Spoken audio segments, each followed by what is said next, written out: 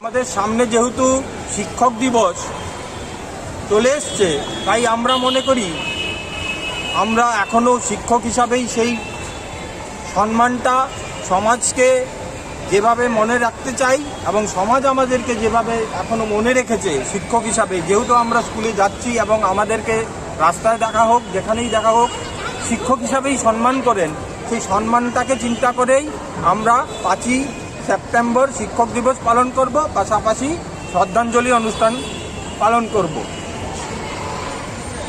এরই মাঝখানে আমরা চূড়ান্ত প্রস্তুতি নিচ্ছি। রাজ্যের যিনি ডাইরেক্টর মহোদয়া উনি বেশ কিছু তথ্য আমাদেরকে অস্বীকার করছেন, সেগুলো নিয়ে আমরা চূড়ান্ত আন্দোলনে নামার জন্য প্রস্তুতি নিচ্ছি এবং খুব শীঘ্রই আপনারা জেনে যাবেন যে আমরা কবে এই আন্দোলনে নামছি। কিন্তু এই মুহূর্তে আজকের যে ডেটে আপনাদেরকে ডাকানোর উদ্দেশ্য হলো 5 তারিখ আমরা যে প্রোগ্রামটা নিয়েছি সারা রাজ্যব্যাপী 8টি ডিস্ট্রিক্টের মধ্যে এই প্রোগ্রামটা হচ্ছে। হয়তোবা সময় আমাদের পশ্চিম জেলার যে সময়টা 11টার সময় আমরা সিটি সেন্টারের সামনে সময় দিয়েছি, তাই আপনাদের মাধ্যমে রাজ্যের আপামর 10,323-এর সমস্ত শিক্ষক শিক্ষয়িত্রীদেরকে অনুরোধ করব আপনারা যার যার ডিস্ট্রিক্টের এই প্রোগ্রামটাকে সাফল্যমণ্ডিত করার জন্য এগিয়ে আসবেন এবং আগামী দিনের আন্দোলনের জন্য তৈরি হবেন। কেননা আমরা সুপ্রিম কোর্ট, দেশের সর্বোচ্চ আদালত, ল অফ দ্য ল্যান্ড, যে আমাদের মাননীয় শিক্ষামন্ত্রী বারংবার বলে থাকেন যে ল অফ দ্য ল্যান্ডকে উনি কোনোভাবেই ডিনাই করতে পারেন না, কিন্তু আমরা দেখছি ল অফ দ্য ল্যান্ড অর্থাৎ সুপ্রিম কোর্ট থেকে আসা কাগজকে এখন উনি ডিনাই করছেন। সেই জায়গায় দাঁড়িয়ে আমরা রাজ্যের মাননীয় শিক্ষামন্ত্রী তথা রাজ্যের মাননীয় মুখ্যমন্ত্রীর কাছে করজোরে আবারও আবেদন করব, আপনারা আমাদের এই আরটিআইকে মান্যতা দিয়ে আমাদেরকে বিদ্যালয়মুখী করুন। আমরা চাইছি রাজ্যের যে শিক্ষার বেহাল দশা, সেই দশাটাকে আবার ভালো জায়গায় নিয়ে রাজ্য সরকারের ভালো কাজটাকে জনসম্মুখে তুলে ধরার জন্য। তো সেই জায়গায় রাজ্য সরকারের সহযোগিতা আমরা কামনা করি এবং শিক্ষক দিবসে অন্ততপক্ষে এই 10,323 যে নাম করা শিক্ষকরা রয়েছেন তাদের পাশে রাজ্য সরকার একটা চূড়ান্ত সিদ্ধান্ত নেবেন এবং সিদ্ধান্ত নিয়ে আমাদেরকে বিদ্যালয়মুখী করবেন, এই আশা রেখেই আজকের এই প্রেস মিট আমরা সমাপ্ত করছি। ধন্যবাদ। রাজ্যের সমস্ত 10,323 শিক্ষকদের পক্ষ থেকে আপনাদেরকে সাংবাদিক সম্মেলনের আহ্বান করেছি, আপনারা এসেছেন তার জন্য আমরা অসংখ্য ধন্যবাদ জানাই।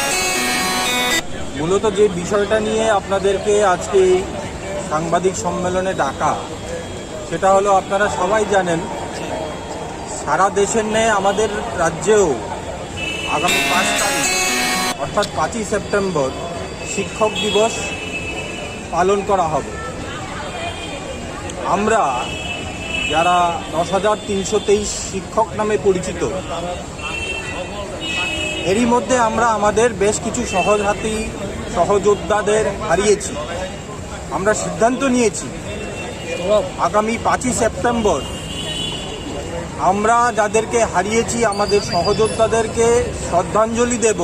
ওই দিনই এই সিটি সেন্টারের সামনে সকাল 11টা থেকে, পাশাপাশি যেহেতু আমরা আমাদের বেশ কিছু শিক্ষকরা বিভিন্ন বিদ্যালয়ে জয়েন করেছেন এবং বিদ্যালয়ে জয়েন করে ক্লাসও করছেন, সেক্ষেত্রে আমরা ওই দিনটাকে অন্যান্য বছর যেমন কালো দিবস হিসাবে পালন করতাম, এবছর আমরা একটু অন্যভাবে ভাবছি।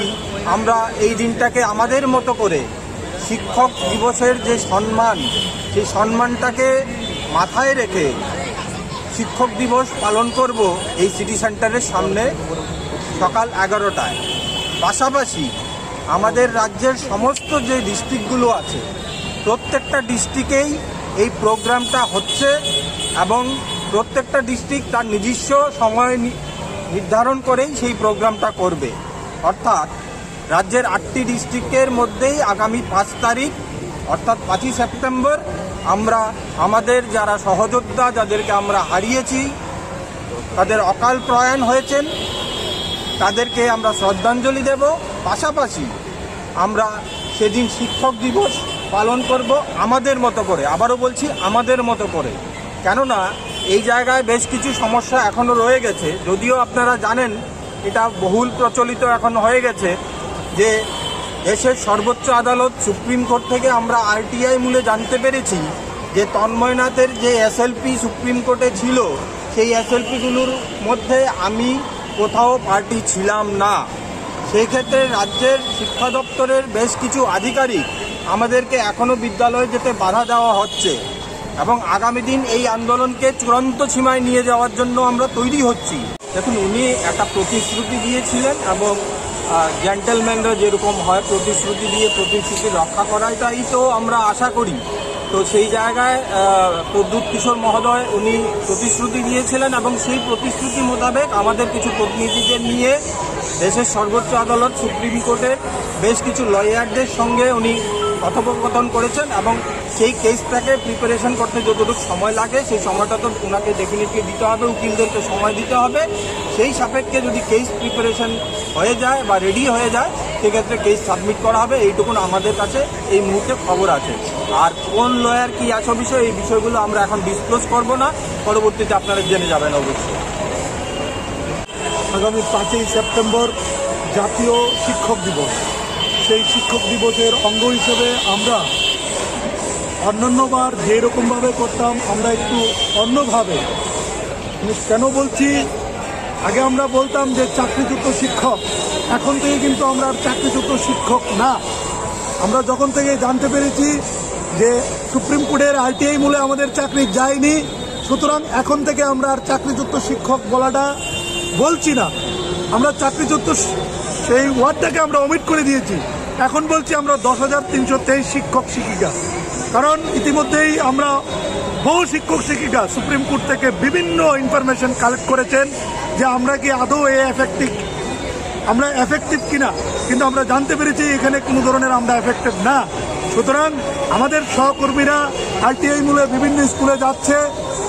অ্যাকর্ডিংলি আমরা আগামী 5ই সেপ্টেম্বর সকাল 11টায় আমরা সিটি সেন্টারের সামনে পশ্চিম জেলার তরফ থেকে আমরা এখানে শিক্ষক দিবস পালন করব।